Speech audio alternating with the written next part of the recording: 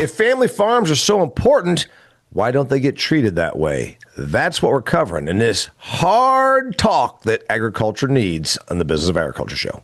Are you looking for productive efficiencies in growing higher yielding, better performing crops? New Fields Ag provides a complete portfolio of biological products focused on you, the farmer. Visit newfieldsag.com for more information to help you farm better. Hey there, welcome to another fantastic episode of the Business of Agriculture. I got a good one for you today. It's going to be a little bit hard hitting. It's going to be no punches held. It's going to be straight and in your face. You know why? It's the talk that you need to have. I've been putting a lot of stuff out lately, and one of them was about, for instance, farmland investment. And I put it out there, why do non-farmers want to own farmland? And I put out all of the economic reasons why that would happen. Diversification, secure investment, government backstops, et cetera, et cetera. And boy, the outpouring of emotion, all of the tirades from people commenting on my YouTube channel about how awful this was and poor family farms. And I hear this a lot because I also did an episode with Shay Folk, and we covered the idea of small farms. And it creates a lot of emotion, evokes a whole lot of emotion about small farms and all this nostalgia. It's a little bit like a Norman Rockwell picture. But here's the deal. If this is so important to people inside and outside of agriculture, that we have these small family farms, because this is an ideal, this is a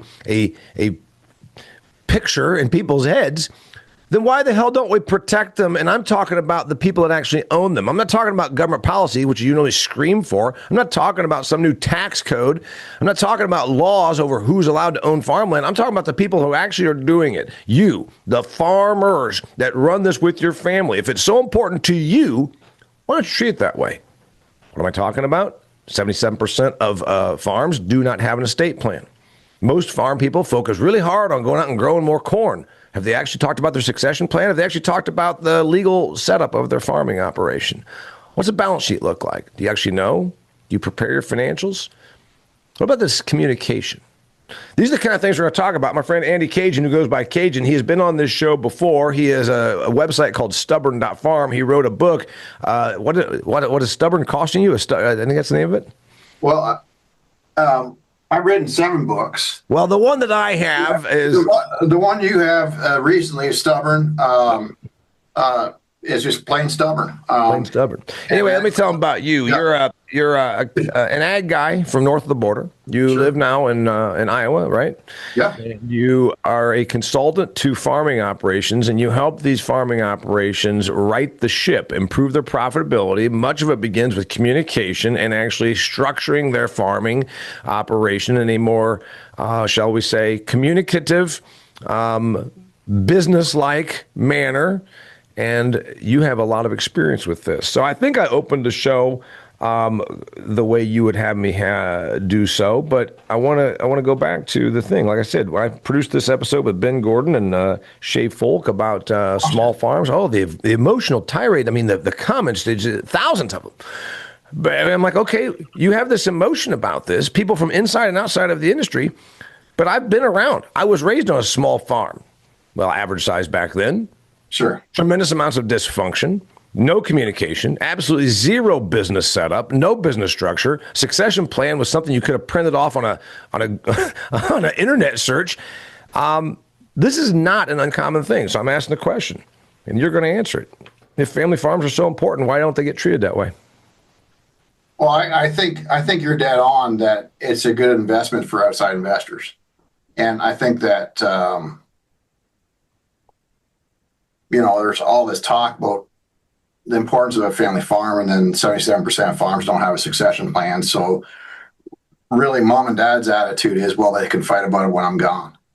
And what that leads to is a circumstance where there's a farm auction. There's one brother has been worked on the farm for 40 years and been told someday this will all be yours. And then suddenly he has to split it with his 8 siblings. Mm-hmm.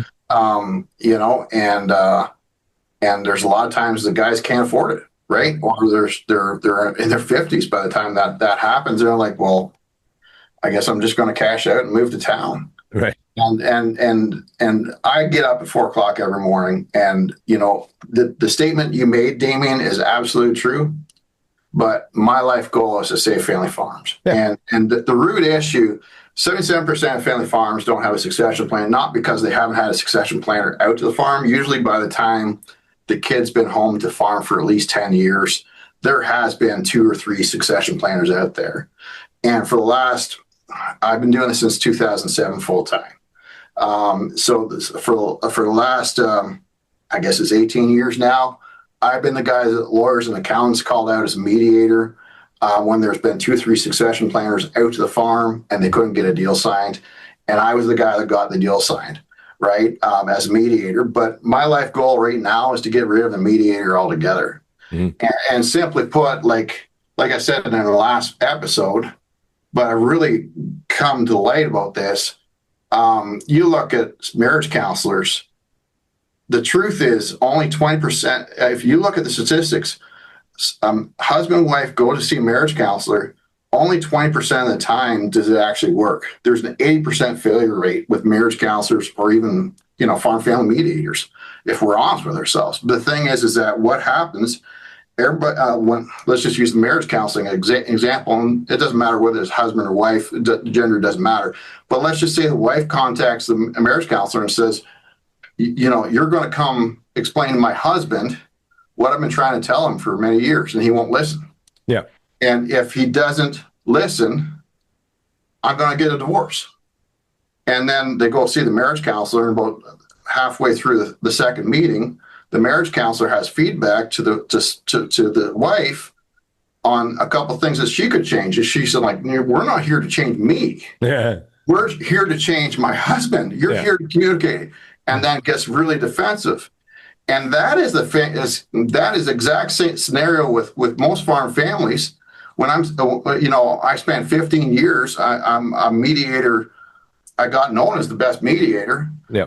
The thing is that what was happening was everybody's pointing fingers at each other. Nobody was looking at the 3 fingers pointing back at them. And so simply put, the issue we have is conflict in that we put the blame on our partners, not ourselves. And I think the more fundamental issue is that we avoid conflict at all costs. I mean, we fear conflict with our family and we're passive aggressive. And then because these issues don't get addressed and resolved, more things fester. And it's like having a stone in your shoe. Well, by the time a mediator shows up to your farm, you've had 15 or 16 different stones in your shoe. And it's like, it becomes unfixable. By the time you go to marriage counseling, it might be too late. That's why the 80% failure rate. By the time you're talking to, you got grandpa. And by the way, we've covered this, and it's an interesting we one. have. No, but I also want to point out here. I want to point out here. It's not that we're covering. We're not being repetitive.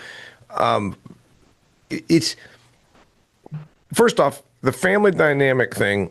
There's a lot of companies that are family companies. I can drive through Huntington, Indiana, and I can go to the sheet metal place, and I can just drive around here. The excavator. I can do all the family businesses, and there's a little bit of conflict there. But it seems like it's more intensified because there's this nostalgia. I don't know. I mean, if the local factory or the dry cleaners that are owned by a family, if it doesn't get handed down, it's like, okay, we sold it off. But there's this thing about the family farm has to be generational and all that. So there's a bit of pressure from inside and outside the industry that's put on this thing. But the thing is, the dysfunction. I think the dysfunction is worse. And I don't know if it's because it's more of the bumpkin factor, but I've seen it. I lived it. We ain't going to talk no attorney. All the attorney's going to do is take your money. All this. I'm like, what the fuck are you doing out here? I mean, you sound like an ignorant rube. And I see this still in the year 2025, Caygeon. I understand. I see it still today in this business where, dad's just not going to hear from anybody. And I actually get to where I'm so appalled by it, I actually applaud it. Like, you know what? I'm glad you're this dysfunctional because when this thing comes crashing down, I'm going to come over and buy your property. And, you sound mean. No, I'm just stating that if you're this dysfunctional and non-businessy and you're so bad at communicating and so angry or whatever your problem is, then why should you have a better outcome? And that's the question. So it sounds like you're being mean. I'm just being honest. How would you expect to have any better outcome than failure given the 17 things I just named? That's the situation with a lot of family farms that I see. I think the bigger issue, I've seen a few of your videos. I don't think that you have a really good outlook on the future economy of agriculture. And I hope I'm wrong. I really think the next 5 years are going to be tough. Oh, yeah. And for a lot of different reasons. Don't listen to me. I mean, if you think everything's going to be sunshine and unicorns the next 5 years, just shut off this episode. But the thing is that we really have, if you're 40 years old, you really haven't seen hard times in agriculture.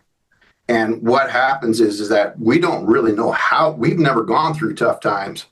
So the skills for a family to be in conflict with each other and actually make tough decisions hasn't been there. And it's going to be a major reckoning for a lot of farmers. Like the thing is that with the root issue of succession planning is the fact that we suck at making decisions together, right?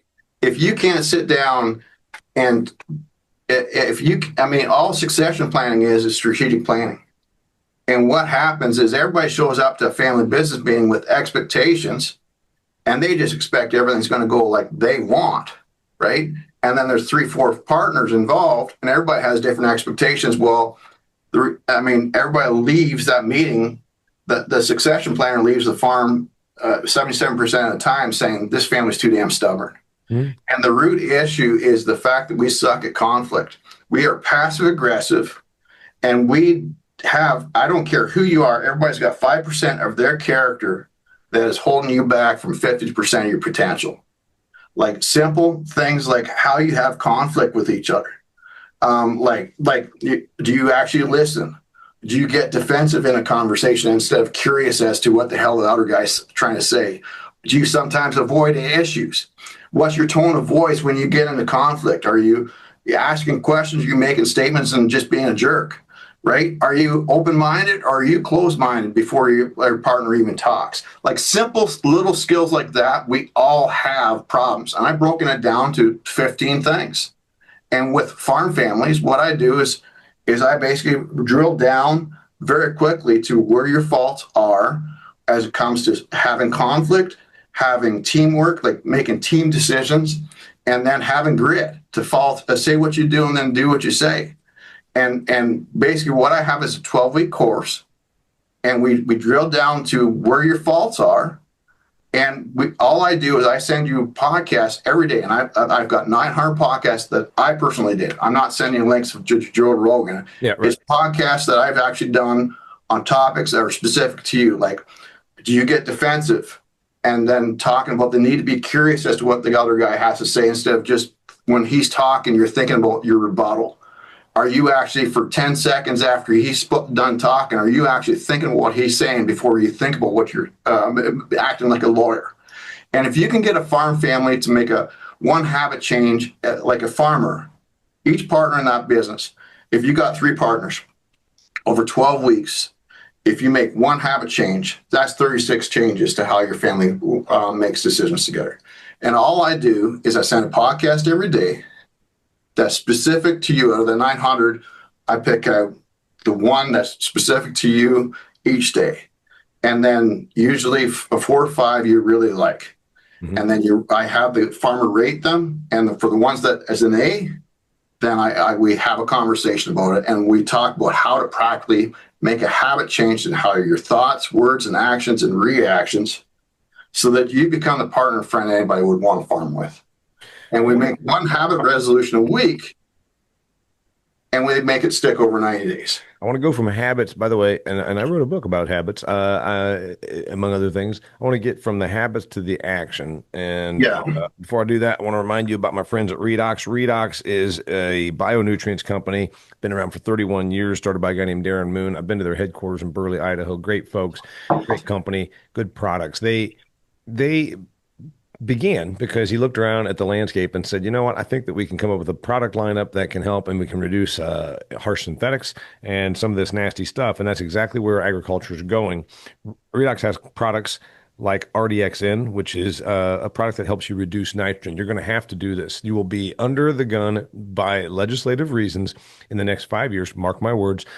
You'll have nutrient management plans that you have to adhere to, because when you're hearing about it, and I get around the country quite a bit, as you know, I'm hearing about it in 3 states: Wisconsin, Idaho, Iowa, and Nebraska, 3 agricultural states, that there's going to be fast action coming from the state houses there about nitrogen in the watershed, and it goes right back to agriculture. RDXN is a product by Redox that's backed by more than a decade of research and is gaining a lot of momentum with growers, including corn and soybean growers right here in the Midwest. RDXN is a patented, proven plant-active botanical extract that's designed to improve your nitrogen efficiency by up to 50% while boosting your crop quality and consistency. If you want to learn more about RDXN and the other lineup of products, go to redoxgrows.com. That's redoxgrows.com. Turning habits into action on these family farming operations. And this, again, I'm going to point this out.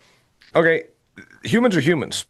You know that. You work with them in a mediator, consultative basis. Yeah. And humans are humans with a big corporate entity also. Humans are humans at General Motors, just like they are on your farm. The thing is, the corporation probably has legal things in place. They have an accountant. They run the business like a business. And that's where I harp on this thing about these agricultural entities. We just did a thing for XtremeAg yesterday. I recorded it. In 1995, I was a comedy act. I grossed $90,000. And I still used the services of an attorney and of a CPA and of a financial advisor.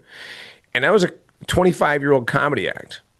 And so you've got farming operations that are sure as hell churning out more than $90,000 of gross that don't do those things. And that's inexcusable. Habits, yes, then actions. Well, I think most farm families have a really good accountant. The problem is the accountant knows how to sit down and do succession planning. The problem is that he does not feel he walks into a meeting and everybody has walked into that meeting with expectations, and they get really pissed that their partners don't have the same expectations, and it leads to huge conflict. Yep. And I think that leads to a bigger issue. Half the decisions that should be getting made on a family farm are not getting made because we have 2 or 3 partners, 2 or 3 generations farming together. Everybody's butting heads and pulling the farm in different directions. And here's the thing is that you asked me how much what's the return on investment? Anything you can do to improve the quality of decision making on a family farm is going to skyrocket your profitability. That's just a simple metrics.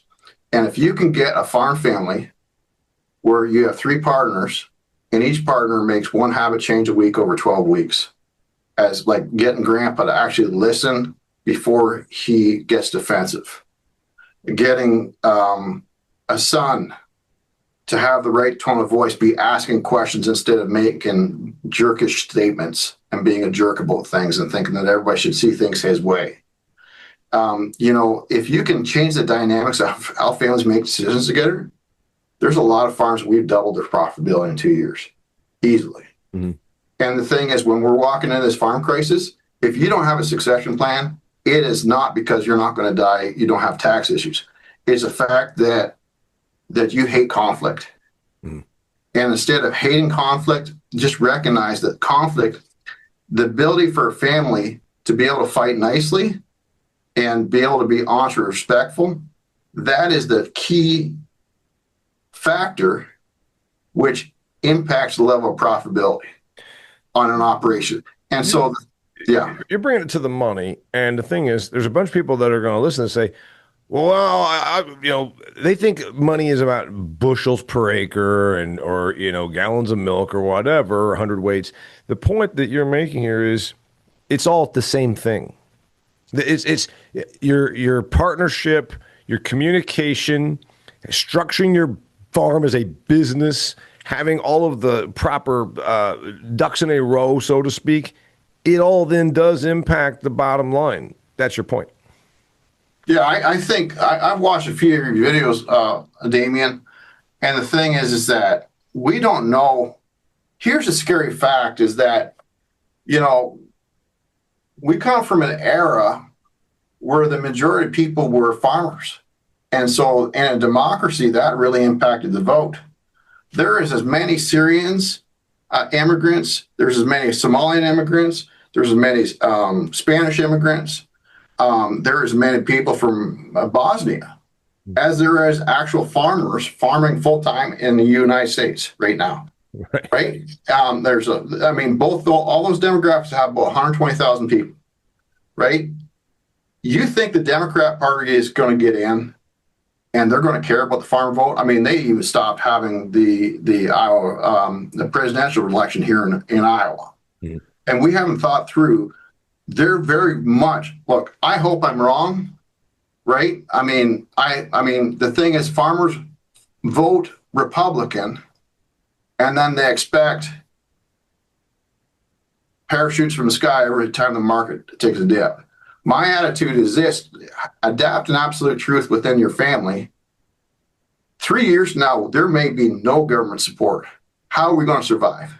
Right. And once you get that absolute look, if you drop your cost of production, I mean, most family farms, at least 25% of the income's coming from the government right now.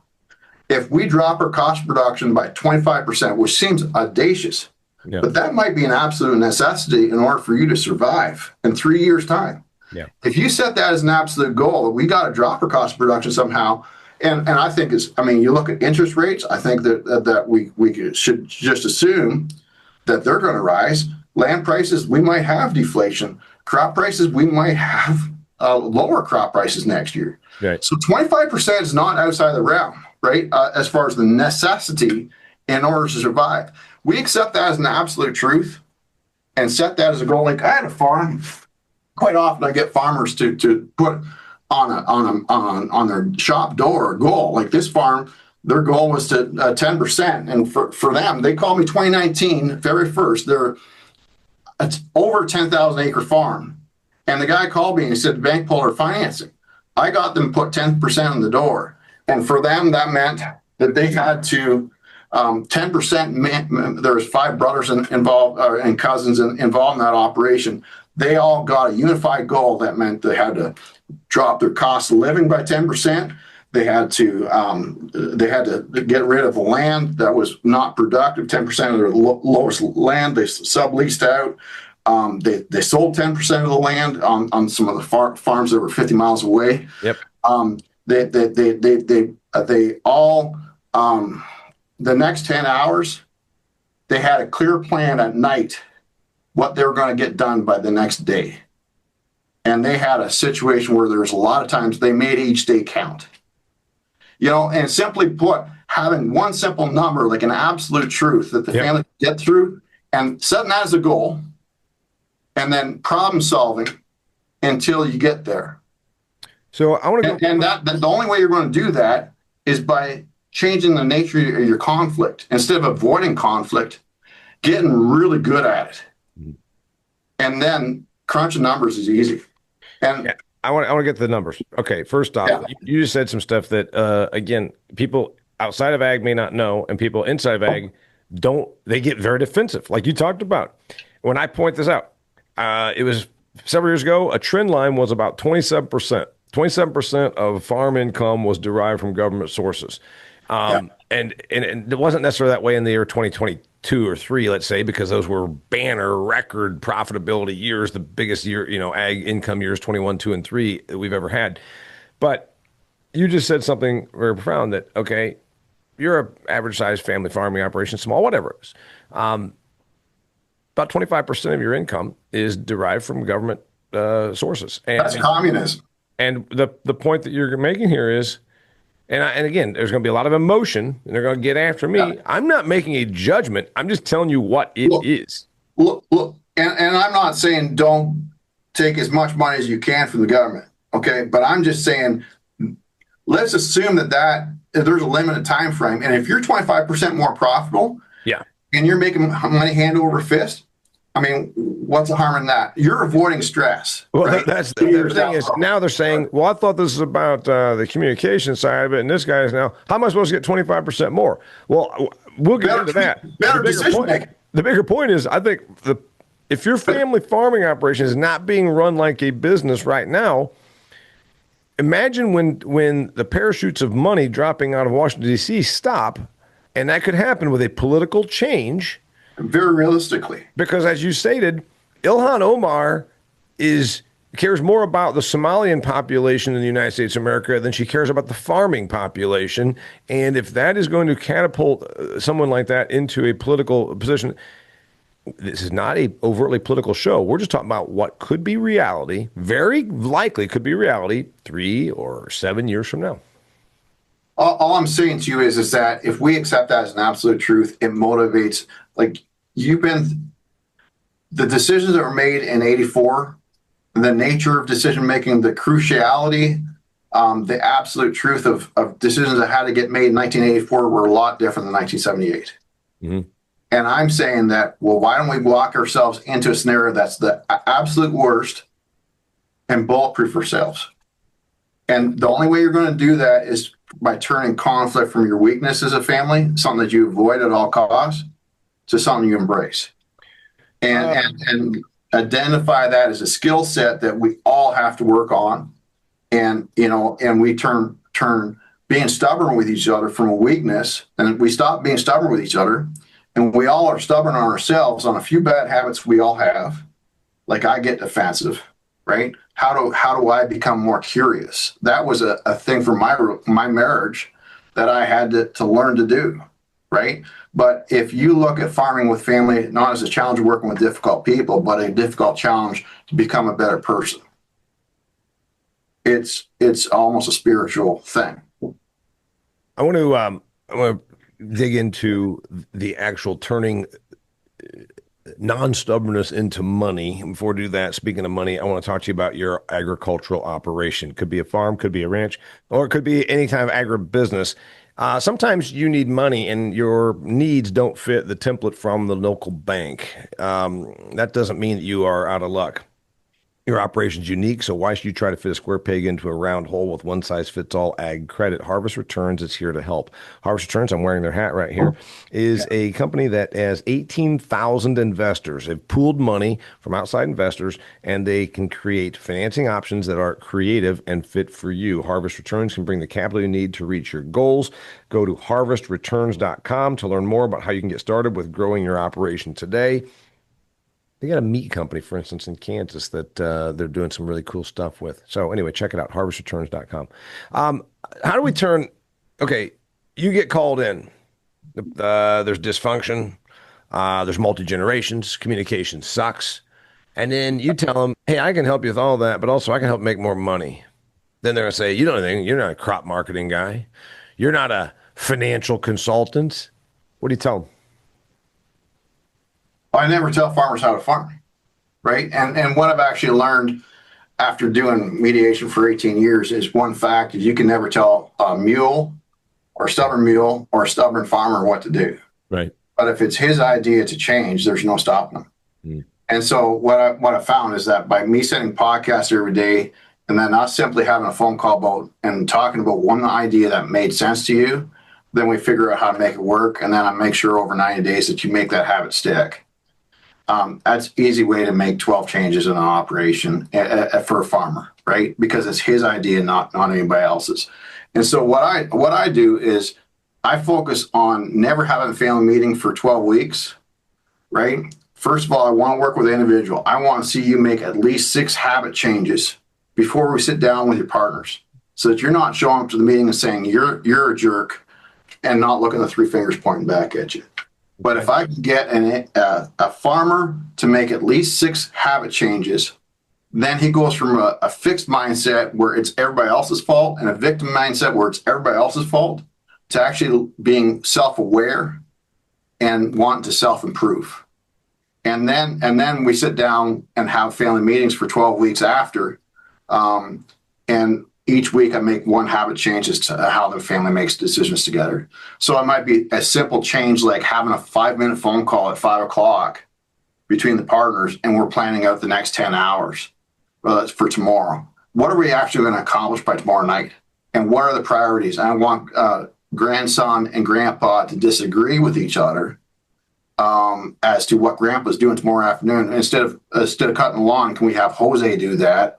Grandpa, and can you actually do the books, because we've got to get these bills paid. And Grandpa might not want to be paying some bills because money's tight right now, and he might prefer. But being able to have that disagreement within the family, little skills like being the ability for family to disagree about who's cutting lawn on Tuesday afternoon is absolutely necessary for 180 days to have little disagreements like that. Then when we sit down to crunch numbers and make some hard decisions about farm financials and how to readjust our business model so that we're able to drop our cost of production by 25%, it's easy because we got rid of the egos and we're able to look at the facts, and we're actually more self-aware about how our partners thinks differently than us. Instead of us being stubborn and trying to bully our way, we're working together as a team and making decisions together. Let's talk about common mistakes that you see. You just talked about the example of Grandpa's. See, I see it all the time. Rather than being at the desk, handling the business, handling the money, making calls. Maybe you should have a call with your landlords. Maybe you should go ahead and meet with one of your suppliers. Maybe you should do some of those things. Instead, go out and drive around and till up a field that doesn't need tilled up. I see it as escape. It's escape. It's I want to go and just do what I want to do, and then I can pat myself in the back and say, I work hard. I work hard. Like, well, not really, but also you're not working smart. I think that's the biggest mistake I see on these operations. When I get farmers working together, I use the 80-20 rule. What's the 20% of things that really matter that we should be putting 80% of our effort into, right? And so what I get farmers doing is investing their time like it's money. And is your time worth $100 an hour? And are you getting? So what I'm doing is getting the family to prioritize. And once we get them prioritizing what's the necessary task, and getting them from their locus of control to being victims to being having a purpose in everything they do, and being purposeful in every thought, word, and action and reaction in what they do, it's a game changer. And if I can get the farm family working together as a team, it's amazing. I mean, like you said, there's a lot of decisions that don't get made because it's uncomfortable topics. If you can get the family better at problem solving, if you problem solve how you problem solve together as a family, like I've got a meeting here at 11 o'clock, and there's two brothers. One guy, he likes to make snap decisions. The other guy, he likes to avoid decisions because he's afraid of conflict. Well, they have an egg retail business. And the one brother, the second brother I just spoke to you about, he's in charge of bill collection. He is likely to not deal with conflict, right? In fact, he tries to shield. He's an honest man. I'd trust him with $100,000, but he tries to shield his brother from some uncomfortable facts because he's worried about his brother worrying about things, right?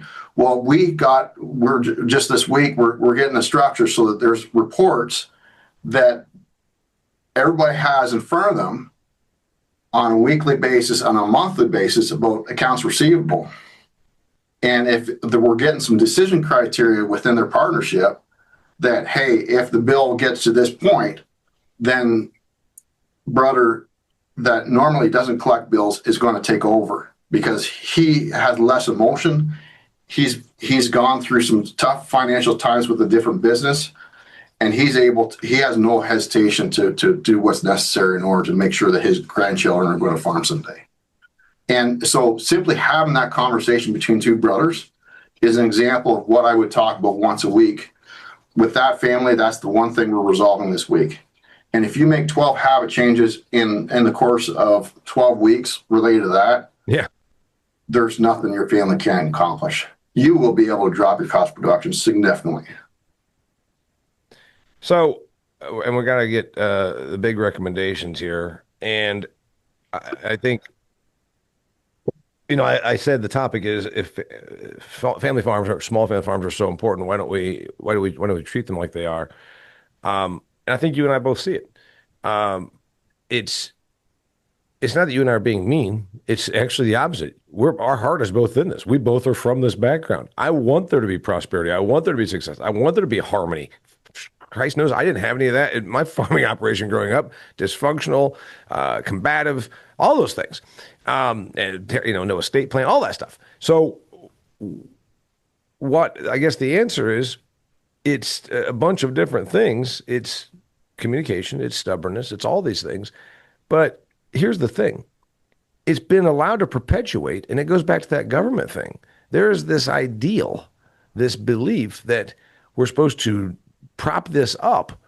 If the family that owns 4 dry cleaning locations had all these issues, it would just go belly up. There's no government program that props them up. And that's where I think that this has been allowed to perpetuate and fester for generations. And it's not had as dire of consequences as perhaps it would have were it not for the government support, as well as this belief that we should do whatever we can to keep these small family farms. Am I onto something? I think Reagan said the government is not the answer, is the problem. Right. And yet, since Reagan's been in office, how much has farm programs spiraled out of control? Right. And you go, where are you from, Damian? What's your town? Huntington, Indiana.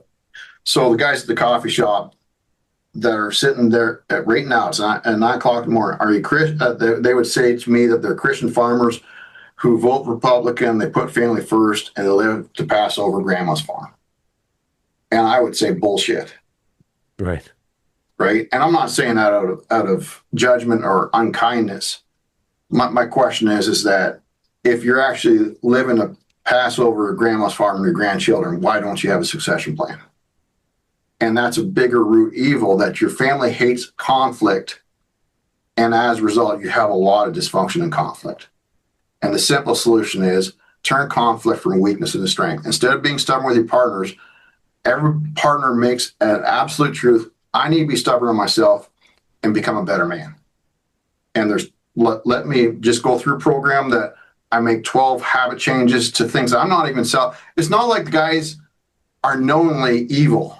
Right. We just unknowingly hurt the people we love the most. And all I do is help farmers become a better version of themselves by tweaking a few micro habits, like something like being defensive, to actually learn to be curious as to what the guy's saying. And to make that, we grow up in an environment of dysfunction because, we inherit not just the family farm, we inherit the family dysfunction. Mm-hmm. We're not even self-aware of what we're doing wrong. Mm-hmm. But if I can pinpoint really quick where a guy's struggling and just simply send you some podcasts, you tell me what makes sense, and then we make those habit changes. Mm-hmm. And if you can get a family, I'm going on here, but the thing is that if you can get a family to sit down, succession planning after you change the dynamics of succession planning is a 3-hour conversation. If you go through in 180 days, your family will be 180-degree turn, because if we can have 12 weeks where each partner makes one habit change a week, and then we go through 12 weeks where we make one habit change to how you work together as a team, sitting down to do succession planning is a 3-hour conversation, not World War III, right? And then the bigger thing is, I want you guys to fight over the use of your time and your money before we have that talk about where the farm's going to be in 10 years' time. Let's talk about how we're going to double farm profitability, like we're going to really change things in 10 months. And get really good at arguing about that, and then sitting down and do succession plans easy. And by the way, this whole episode wasn't about a succession plan. It's really about the entire business structure and how you run a business. It's about the family decision making. And you know what? Putting roles in. That's the other one that people screw up on these things, okay? No corporation has 4 people that just don't really have a defined role. Or that do whatever they want, show up whenever they want. It's really just the business angle on it that I see.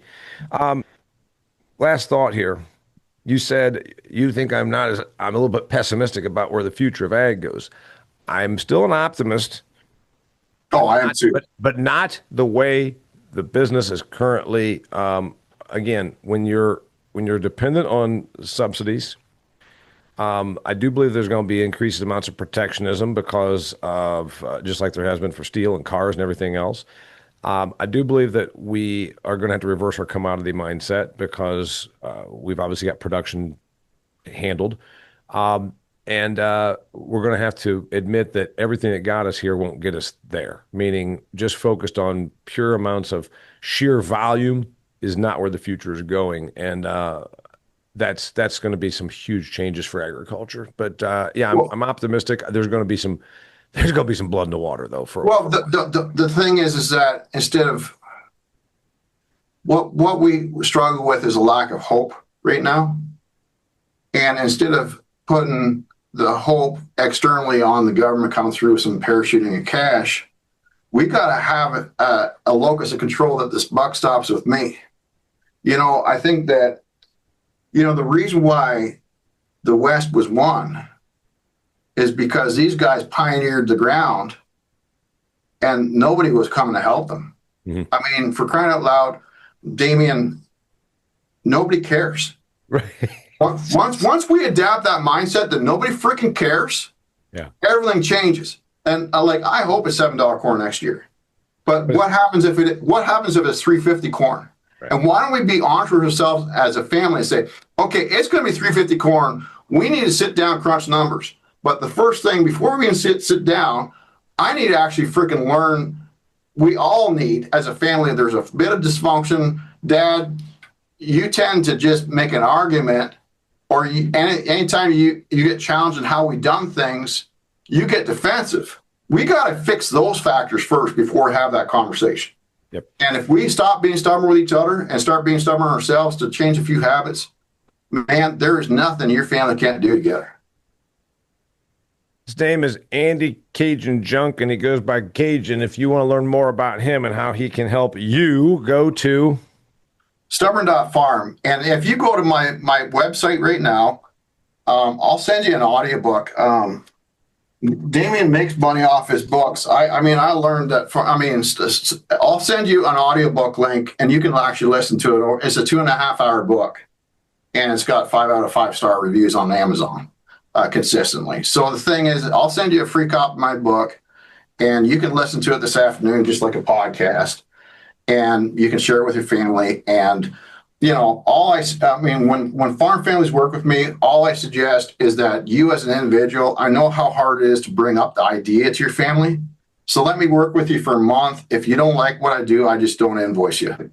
Got it. Right? It's just that simple. I always guarantee I stand behind what I do. So let me work with you one-on-one. You can kick out my tires, and then you know what? You can decide if there's something for your family. Learn more, go to his website. If you like this, please share with somebody who can benefit from it. Remember, we have 100 of these out there, 420 or so episodes of the Business of Agriculture. Also, check out my new show, The Granary. It's with my friends from XtremeAg. We shoot it right here at my on-farm tavern. You can find that on YouTube, or I'd also like you to subscribe to my channel. So subscribe to the Damian Mason channel. Subscribe to the XtremeAg channel while you're there. Check out all the great stuff. Till next time, thanks so much for being here. Remember, my friends, Harvest Returns, Redox, and Newfields Ag. He's Caygeon. I'm Damian Mason, and this is the Business of Agriculture. Hey, sincere thanks for joining us here on another episode of the Business of Agriculture. I want to ask you, if you farm, are you looking for more productive efficiencies to grow higher yielding, better performing crops? Well, of course you are. Newfields Ag provides a complete portfolio of biological products focused on you, the farmer. If you want to learn more about the Newfields Ag product lineup, go to newfieldsag.com for information.